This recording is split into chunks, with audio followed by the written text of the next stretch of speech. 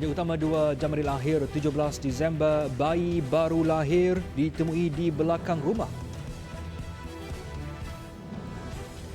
Tikam bayi sendiri, bapa dipenjara 10 tahun.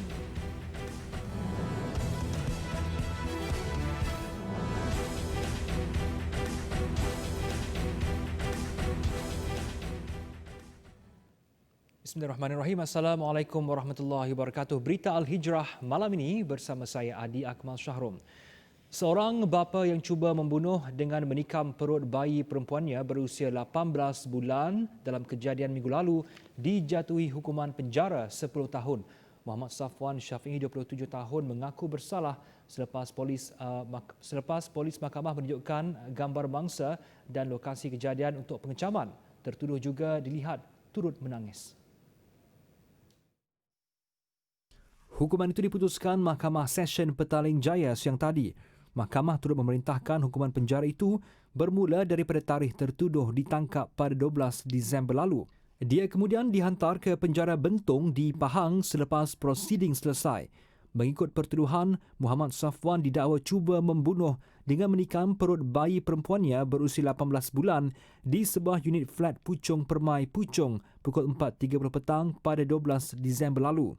Pertuduhan dikemukakan mengikut Seksyen 307 Kanun Keseksaan yang memperuntukkan hukuman penjara maksimum 20 tahun jika sabit kesalahan.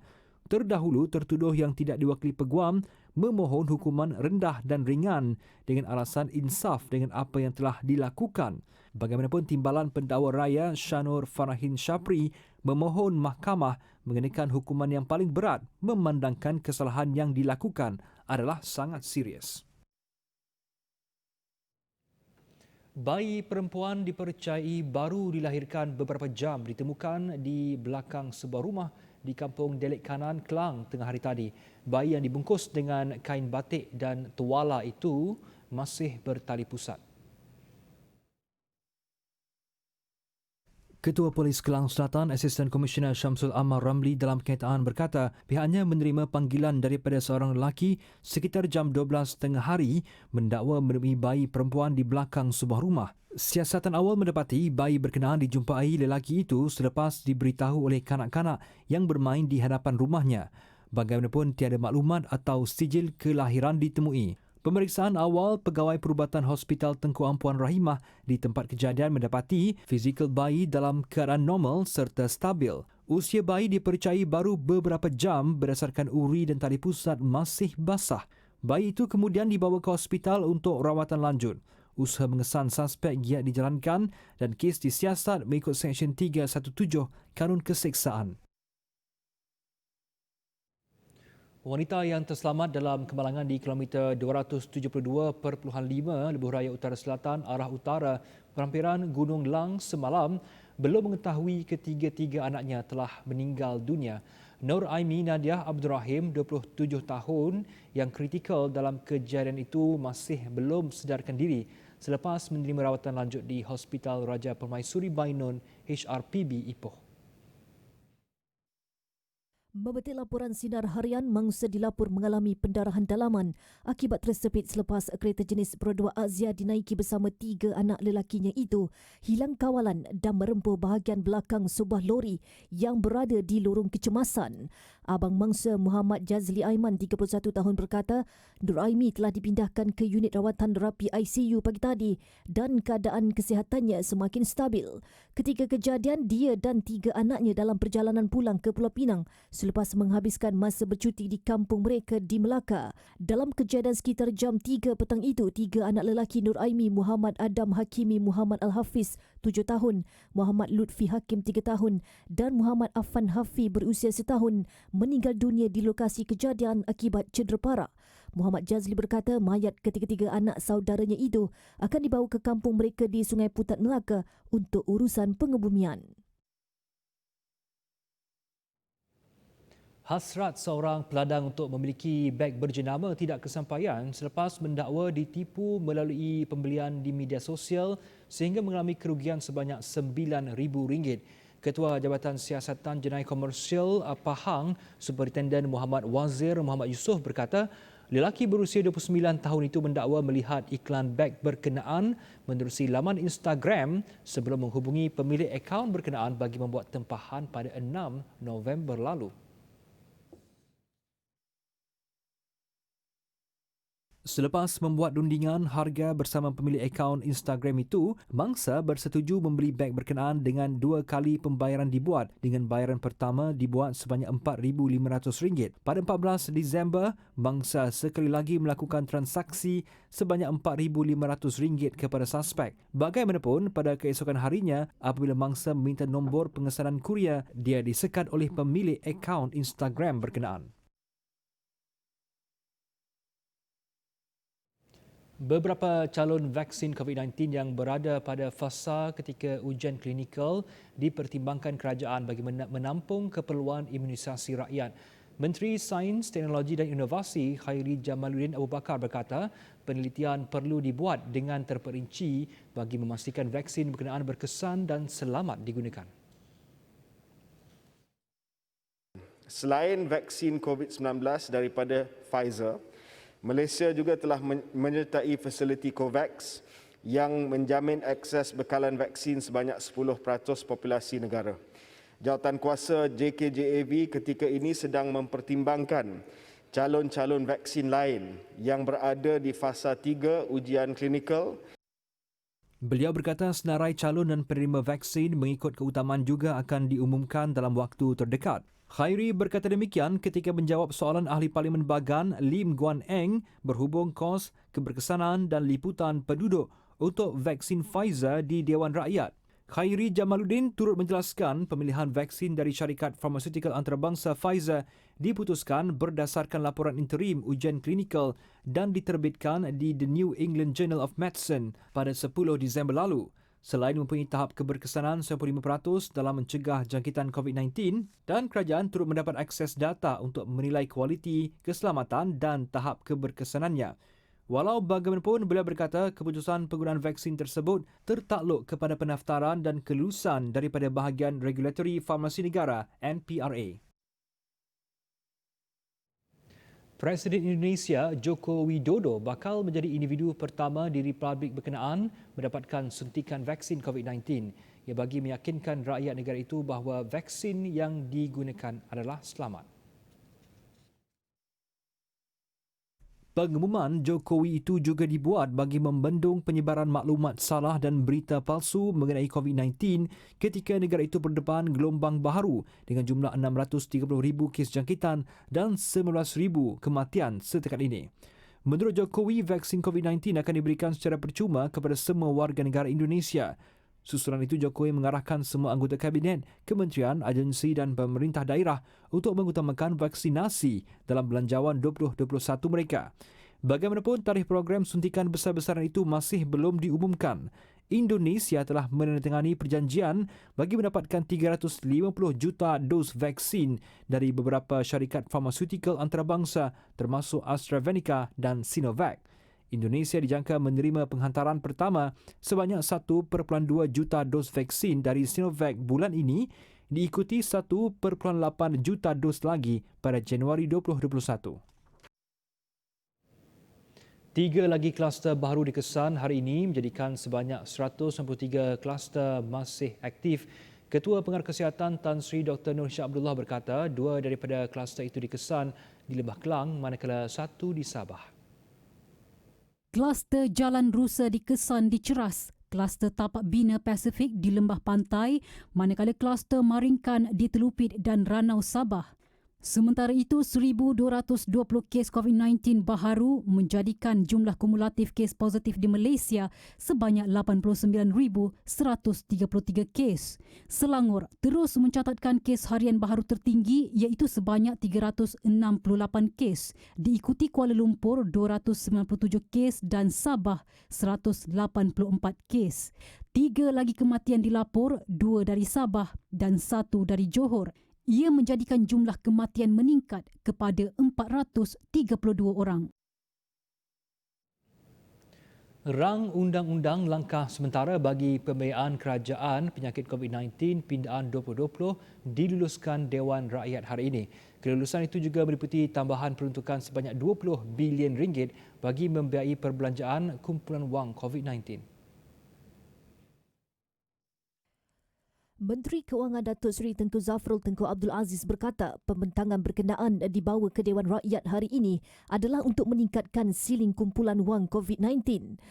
Pertama, peruntukan kumpulan wang COVID-19 sebanyak 45 bilion ringgit dan insya-Allah bakal ditambah kepada 65 bilion ringgit adalah suntikan fiskal langsung. Kita harus ingat bahawa keseluruhan pakej rangsangan bernilai 305 bilion ringgit manakala belanjawan 2021 bernilai 322.5 bilion ringgit. Kedua, di samping inisiatif belanjawan 21 yang bakal bermula pada tahun depan, masih ada lagi pelbagai bantuan di bawah pakej-pakej yang diumumkan. Tambah Tengku Zafrul, peruntukan tambahan tersebut adalah bagi membolehkan kerajaan memberikan sokongan berterusan kepada petugas barisan hadapan dan agensi kerajaan dalam memerangi wabak COVID-19. Dalam pada itu, Tengku Datuk Seri Zafrul Abdul Aziz berkata sebanyak 38 bilion ringgit daripada 45 bilion ringgit telah dibelanjakan bagi pembiayaan penyakit COVID-19 2019.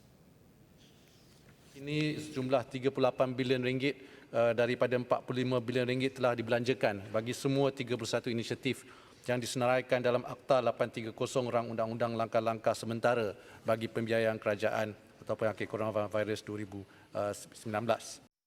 Tambah beliau, pelbagai inisiatif lain akan diperuntukkan di bawah Belanjawan 2021 bermula tahun depan, antaranya pakej prihatin, bencana, program subsidi upah, bantuan prihatin nasional BPN dan sebagainya.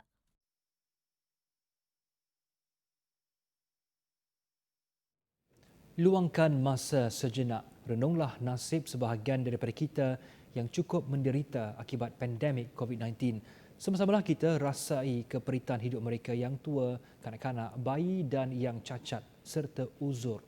Hulurkan sedikit daripada rezeki kita untuk meringankan sedikit beban mereka. Sedekah pencetus barakah.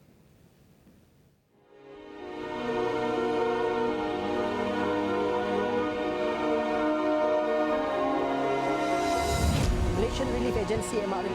Malaysian Relief Agency MRA. Sama Malaysian Relief Agency MRA. Malaysian Relief Agency MRA. Malaysian Relief Agency MRA Sabah merayu orang ramai untuk menyumbang menerusi tabung kecemasan OPS COVID-19 2.0 bagi meringankan beban mereka yang terjejas akibat pandemik itu. Hasil sumbangan untuk membantu mereka yang kehilangan sumber pendapatan, pekerjaan dan aset.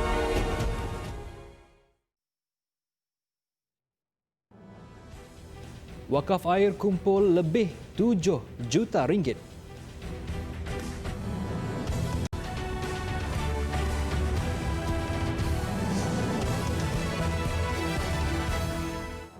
Bertemu kembali. Kementerian Wilayah Persekutuan kekal pendirian untuk tidak membenarkan pengambilan pekerja warga asing di Pasar Borong Selayang. Menterinya Tan Sri Anwar Musa menerusi ciapan Twitternya berkata, ketetapan itu muktamad walaupun ada pemborong yang mengemukakan surat rayuan bagi tujuan berkenaan. Beliau menegaskan hanya warga tempatan sahaja yang dibenarkan bekerja dan meminta pihak berkaitan untuk tidak membuat rayuan lagi. Sebelum ini, media melaporkan kawasan Pasar Borong khususnya di Selayang perlu bebas daripada warga asing dan tidak mahu lagi dilabel sebagai Little Myanmar. Little Arakan sebaliknya perlu kekal dengan nama asal. Justru peniaga terutama dalam kawasan Pasar Borong dikesan mengupah pekerja tempatan menggantikan pekerja asing yang kebanyakannya menjalani perintah kawalan pergerakan diperketatkan PKPD sekitar Pasar Borong Kuala Lumpur pada 20 April lalu. Sebuah kapal nelayan asing Vietnam yang menceroboh perairan negara ditahan Agensi Penguasaan Maritim Malaysia APMM kira-kira 133 batu nautika dari Kuala Terengganu Rabu lalu. Bot itu dipercayai bot pendua memenangkan tiada hasil laut ditemui melainkan peralatan, minyak diesel dan pukat bernilai anggaran 1.5 juta ringgit. Turut ditahan 3 warga Vietnam berusia 28 hingga 30 tahun dan tiada dokumen pengenalan diri. Kita percaya mereka baru lepas membuat penangkapan ikan ataupun menggunakan kaedah tuna ganding. Dan bot betina ataupun bot yang membawa pukat dan membawa hasil-hasil ikan ni telah berjaya melarikan diri. Tambahnya lagi, sebuah lagi vessel yang bersama bot pendua ini telah melarikan diri di mana vessel itu dipercayai membawa hasil laut yang ditangkap menggunakan pukat ganding. Sejak Jun lalu, APMM telah menahan 61 bot Vietnam serta 699 kru warga negara asing sepanjang operasi Kuda Laut dan nilai rampasan keseluruhan berjumlah 35 juta ringgit. Majlis Agama Islam Selangor MAIS bersyukur atas keputusan Mahkamah Rayuan Putrajaya untuk menggugurkan tuntutan sebanyak 326.7 juta ringgit oleh Bank Muamalat Malaysia Berhad BMMB terhadap MAIS dan College Universiti Islam Selangor KUIS. Pengurusnya Datuk Muhammad Hussein Munawi dalam satu kenyataan berkata, keputusan tersebut memberikan makna yang amat besar kepada warga MAIS, KUIS dan umat Islam di negeri Selangor. Kes rayuan ini telah diputuskan seberat suara oleh 3 panel hakim. Keputusan itu menjelaskan bahawa pihak MAIS dan KUIS tidak bertanggungan dan bertanggungjawab untuk membayar 326.7 juta ringgit kepada pihak BMMB berhubung kemudahan pembiayaan yang diperolehi oleh pihak Redha Resources Sdn Bhd RRSB dari pihak BMMB yang ada kaitan sebahagiannya dengan kos pembangunan dan bangunan kediaman asrama dan pusat pelajar KUIS yang diberikan kepada pemegang konsesi iaitu RRSB. Panel hakim menyatakan tidak wujud klausa jaminan oleh MAIS dan KUIS terhadap pinjaman RRSB dengan pihak BMMB dalam penghakimannya. Sehubungan itu, keputusan Mahkamah Tinggi Kuala Lumpur telah digugurkan dan tuntutan BMMB berjumlah 326.7 juta ringgit terhadap MAIS dan KUIS telah ditolak. Mahkamah Raya juga telah menetapkan kos sebanyak RM50,000 perlu dibayar oleh pihak BMMB kepada MAIS dan KUIS. Ambil gambar dan lapor kepada pihak berkuasa tempatan jika terdapat individu yang sewenang-wenangnya membuang sampah di tempat yang tidak sepatutnya. Menteri Perumahan dan Kerajaan Tempatan Zuraida Kamarudin berkata tindakan itu perlu bagi mengatasi sikap negatif masyarakat yang gemar membuang timbunan sampah di tepi jalan sehingga menimbulkan masalah lain membabitkan alam sekitar. Jelas beliau, kementeriannya ketika ini sedang berusaha untuk menaikkan kadar denda dan kompaun yang lebih tinggi. Selain menempatkan kamera litar tertutup CCTV di lokasi yang sering menjadi sasaran pembuangan sampah haram bagi mengesan pelaku berkenaan. Sebab tu saya tadi dalam apa saya sebut tentang kempen-kempen berani tegur bila orang buang sampah tempat yang tak betul, kita berani tegur sebab perkara yang betul, dan juga saman-saman itu kita akan tingkatkan lagi, dan juga kita juga nak cuba pasang CCTV di kawasan-kawasan yang mana orang suka buang sampah dia. Dia kan ada kawasan-kawasan tertentu kan yang dia buat dump site itu suka datang situ dia buang situ, jadi kat situ kita akan pasang kamera. Kita kena lihat di situ dan kamera itu boleh membantu kita untuk mengesan siapa orang-orang yang membuang sampah ni. Katanya ada segelintir masyarakat yang mengeluh dan kesal mengenai masalah tersebut namun tidak tampil membuat aduan. Sehingga Oktober tahun ini, kutipan bagi sisa pepejal domestik adalah sebanyak 205,134.97 tan. Beliau berkata demikian ketika ditemui kru Berita Al-Hijrah selepas menjadi tetamu jemputan program 60 Minit Bersama terbitan TV Al-Hijrah. Tabung Wakaf Tunai Khas Perkhidmatan Air atau Wakaf Air telah menerima sumbangan lebih 7 juta ringgit daripada orang ramai serta syarikat korporat dan swasta. Inisiatif Kementerian Alam Sekitar dan Air KASA dengan kerjasama Yayasan Wakaf Malaysia YWM itu salah satu strategi untuk membiayai projek-projek perkhidmatan air berskala kecil khususnya di luar bandar dan kawasan pedalaman. Menterinya Datuk Seri Tuan Ibrahim Tuan Man berkata, setakat ini pihaknya menerima 30 permohonan di seluruh negara dan projek itu dijangka akan dimulakan awal Januari depan. Setiap projek saya sebut tadi, projek 50,000 bawah kita akan boleh mula. Sekarang dah kita boleh mulalah. Jadi di segi dana kita tidak ada hak lah siapa-siapa nak sumbang. Cuma dari segi projek ataupun program wakaf ni kita sasar kepada projek 50,000 ke bawah. kawasan-kawasan kita, dan kita telah pun menerima beberapa permohonan daripada kawasan-kawasan yang agak terpinggir, dan insyaAllah jawatankuasa akan kena pasti dan kita akan memulakan secepat mungkin insyaAllah. Beliau berkata demikian kepada media selepas melancarkan program wakaf air di Putrajaya pagi tadi. Pada majlis sama, satu memorandum persefahaman MOU antara KASA dan YWM turut dimeterai dengan diwakili Ketua Setiausaha KASA, Datuk Seri Dr. Zaini Ujang, dan Ketua Pegawai Eksekutif YWM, Profesor Madya Dr. Amir Saharudin. Sebenarnya kita dah buat collection di Yayasan Wakaf Malaysia sejak 4 November 2020, dan daripada masa yang singkat tu, kalau mengikut yang terkini pada 8 pagi ini, kita ada RM22,491. InsyaAllah. Itu daripada collection daripada orang ramai. Ada sumbangan yang kita terima RM1 daripada orang ramai, dan yang paling tinggi setakat ini adalah RM1,000 wakaf kita. Jadi dia tidak ada had maksimum dan minimum lah. Setiap sumbangan layak mendapat potongan cukai pendapatan di bawah Seksyen 44/11C Akta Cukai Pendapatan. Orang ramai boleh menyalurkan sumbangan secara dalam talian di laman web atau mengimbas kod QR tertera.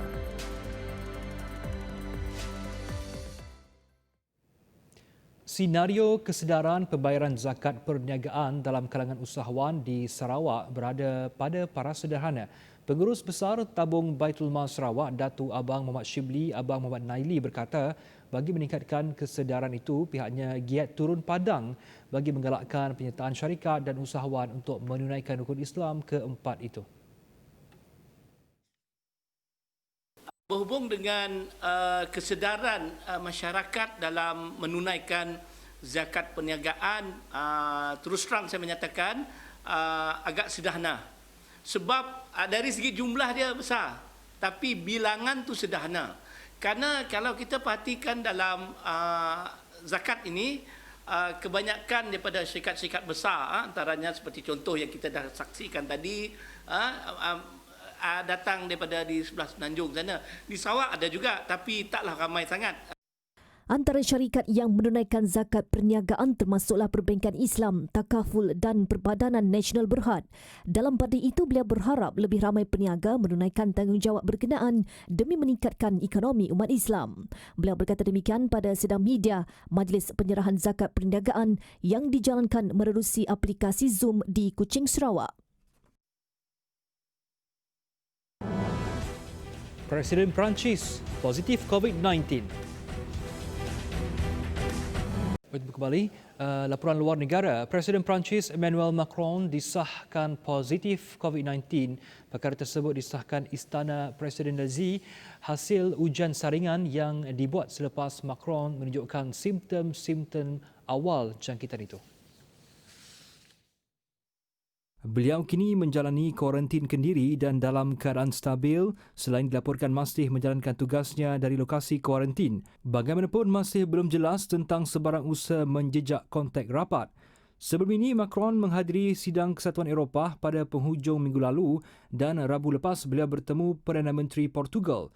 Setakat ini belum ada sebarang kenyataan daripada pihak Portugal. Pada pertengahan Oktober lalu, isterinya Brigitte Macron juga menjalani kuarantin kendiri selama seminggu selepas tanpa sengaja menjadi kontak rapat kepada seorang yang positif COVID-19. Kapsul kapal angkasa China Chang'e 5 selamat mendarat di bumi awal pagi tadi dengan membawa sampel tanah dan batu dari bulan. Sampel bulan berkenaan adalah yang terbaru di dunia dalam tempoh lebih 40 tahun. Kapsul pesawat angkasa lepas itu selamat mendarat di Siziwang Banner di wilayah autonomi Inner Mongolia pada jam 1.59 pagi tadi. Menurut pentadbiran Angkasa Lepas Nasional China CNCA, pendaratan itu memuktamadkan kejayaan misi eksplorasi bulan membabitkan 3 fasa iaitu mengorbit, mendarat dan membawa pulang sampel. Kapsul itu kemudian akan diterbangkan ke Beijing dan sampel bulan itu akan dihantar kepada pasukan penyelidik untuk dianalisis. Chang'e 5 adalah antara misi paling rumit dan mencabar dalam sejarah eksplorasi angkasa lepas China. Kejayaan itu membolehkan China muncul negara ketiga memperoleh sampel dari bulan selepas Amerika Syarikat dan Kesatuan Soviet pada 1960-an dan 1970-an.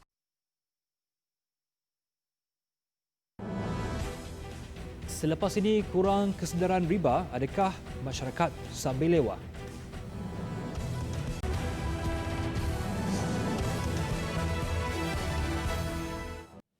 Bertemu kembali. Segmen Tijarah malam ini akan mengupas tentang kurangnya kesedaran riba. Adakah masyarakat sambil lewa? Dan untuk penjelasannya, kita bersama hos Syabanah Hassan yang sudah bersedia. Iaitu, silakan Syabanah. Terima kasih kepada rakan penyampai. Assalamualaikum warahmatullahi wabarakatuh. Anda bersama saya Syabanah Hassan dalam segmen Tijarah. Buat anda semua yang menonton, segmen Tijarah merupakan sedotan kepada rancangan Tijarah yang menemui anda setiap Isnin jam 9.30 malam, membincangkan isu-isu semasa dalam kewangan Islam. Untuk hari ini kami berhasrat untuk mengupas tentang kurangnya kesedaran riba punca masyarakat sambil lewa, dan untuk mengupas isu ini bersama saya, Profesor Dr. Rosni Hassan selaku Timbalan Dekan Bahagian Akademik dan Hubungan Industri UIAM. Assalamualaikum Prof. Waalaikumsalam warahmatullahi. Terima kasih bersama kami hari ini.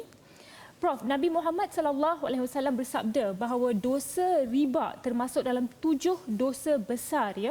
Jadi apa yang menyebabkan larangan yang begitu keras terhadap riba?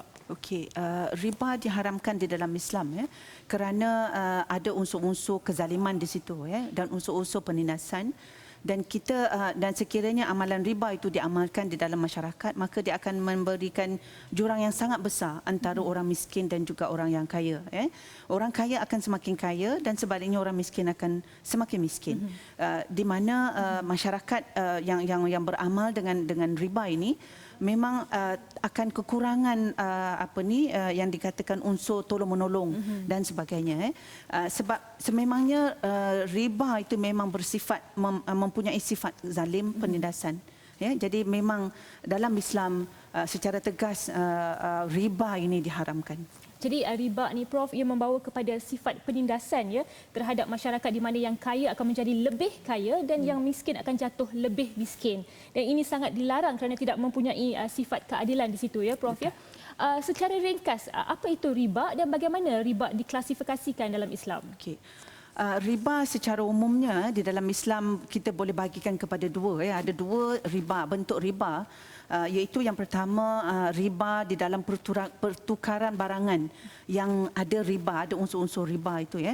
Apakah barangan ribawi ataupun barangan ribawi yang kita katakan tadi? Contohnya emas, duit, pertukaran duit dengan duit, ya. Jadi dari situ juga sekiranya ada perbezaan antara kedua-dua barangan yang ditukarkan itu tadi, maka itu dikira sebagai riba, dan ini dikenali sebagai riba al-fadl. Riba yang kedua yang banyak berlaku juga di dalam masyarakat adalah disebabkan penangguhan bayaran, ya. Sekiranya kita memberi hutang kepada seseorang contohnya, dan kita memberikan syarat bahawa sekiranya kamu bayar sebahagian ini, pada masa tertentu, maka kena dibayar dengan harga yang lebih. Dan ini juga adalah disebabkan penangguhan bayaran tadi, dan disebabkan penangguhan itu ada bayaran tambahan yang dikenakan. Jadi ini adalah klasifikasi ataupun jenis riba yang kedua yang diberikan, kalau di dalam terminologinya dikenali sebagai riba an-nasi'ah. Jadi saya boleh rumuskan di sini, ya Prof, ada dua kategori utama, iaitu satu riba al-fadl, iaitu riba jual beli, dan satu lagi riba an-nasi'ah, iaitu riba hutang. Baik Prof, ramai juga di luar sana, ya, yang mempunyai wang, harta yang banyak, ya, namun mereka tetap rasa, ya, yang diri ini miskin, fakir, sentiasa tidak bahagia. Mungkin tanpa mereka sedari, mereka telah mengamalkan riba dalam kehidupan seharian. Jadi mungkin Prof boleh terangkan, ya, contoh-contoh riba yang dilakukan oleh seseorang tanpa mereka sedar bahawa itu adalah sebenarnya riba. Saya setuju, ya. Sekiranya kita bermuamalah dengan riba, maka kehidupan kita akan kurang keberkatannya itu, sebab kita bergelumang dengan perkara yang diharamkan oleh Islam. Jadi bagaimana kita nak mendapatkan keberkatan? Dan tanpa kita sedari, masyarakat secara umumnya banyak membuat transaksi yang berkaitan dengan riba ini. Contohnya penggunaan kredit kad. Ya, hari-hari kita gunakan kredit kad contohnya. Jadi kredit kad ini, kalau sekiranya kredit kad itu adalah konvensional, maka itu adalah riba. Ya, begitu juga contohnya, okey, kita bayar beli insurans, itu juga adalah riba. Sebarang transaksi yang kita lakukan dengan perbankan bukan Islam, perbankan konvensional, maka itu adalah melibatkan riba. Dan kita sebagai orang Islam sememangnya tidak ada pilihan kecuali kita kena stop, kita kena berhenti dan kita tidak boleh mengamalkan riba kerana perkara itu memang diharamkan oleh syarak dan Islam. Betul tu Prof, dan mungkin saya boleh tambah satu lagi ya Prof, kalaupun contoh majikan memasukkan gaji ke dalam perbankan konvensional itu juga adalah riba ya Betul. Prof ya. Okey, kita selalu mendengar ya Prof terma bunga yang digunakan oleh pihak bank. Contoh jumlah dan kadar bunga yang masuk yang masih tertunggak adalah sekian harga. Jadi adakah wang bunga ini sama ataupun berbeza dengan riba yang Prof terangkan tadi? Okey, saya pun tak pasti ya bagaimana kita dapat menggelarkan riba itu dengan perkataan yang sangat cantik, bunga ataupun faedah. Ya. Mungkin itu salah satu cara menarik orang ramai kepada perkara yang tak baik itu. Ya. Tapi walau bagaimanapun, yang tidak dibolehkan walaupun namanya riba, walaupun namanya bunga, walaupun namanya apa, sekiranya ada unsur riba di situ maka benda itu diharamkan. Ya. Tetapi yang dihalalkan adalah keuntungan yang berdasarkan kepada akad-akad ataupun kontrak yang dihalalkan di dalam Islam. Ya. Jadi bunga ni juga termasuk dalam istilah riba ya Prof yang diharamkan oleh Islam. Kita maklum bahawa ekonomi Islam dibina bebas dari riba ya Prof ya. Jadi bagaimana ekonomi Islam ini mengatasi riba di dalam sistemnya? Okey. Ekonomi Islam ya memang tidak berasaskan kepada riba berbanding dengan konvensional ataupun sistem kewangan ekonomi konvensional. Sebaliknya di dalam ekonomi Islam sebarang kegiatan aktiviti mestilah berdasarkan kepada kegiatan ekonomi yang sebenar. Contohnya kehidupan kita seharian, kita berjual beli, kita melakukan sewaan, kita melakukan akad-akad yang berlainan ya. Dan itulah yang berlaku di dalam sistem ekonomi Islam. Jadi kita melihat bahawa di dalam ekonomi Islam ini aktiviti ekonominya adalah sangat berdasarkan kepada realiti dan sangat relevan kepada kehidupan kita ya. Dan dia tidak berdasarkan kepada pertukaran duit dan semata-mata sebagaimana yang berlaku di dalam sistem kewangan konvensional. Dan itu adalah cara sistem Islam mengatasi riba ya di dalam sistemnya. Betul. Terima kasih Prof. Sekian ya segmen Tijarah pada hari ini. Pastikan anda bersama kami pada hari Isnin 21 hari bulan jam 9.30 malam dengan perbincangan lanjut mengenai kurang kesedaran riba punca masyarakat sambil lewa. Saya Syabana Hassan kembali ke rakan penyampai. Baik, terima kasih Syabana atas kupasan yang cukup menarik. Seperti tadi, jangan lupa saksikan Tijarah setiap Isnin jam 9.30 malam. Dan juga jangan lupa saksikan kupasan isu-isu antarabangsa dalam Glob Al-Hijrah Arab jam 8.45 nanti. Dengan itu, sekian berita Al-Hijrah. Saya Arief Masyarum. Assalamualaikum warahmatullahi wabarakatuh.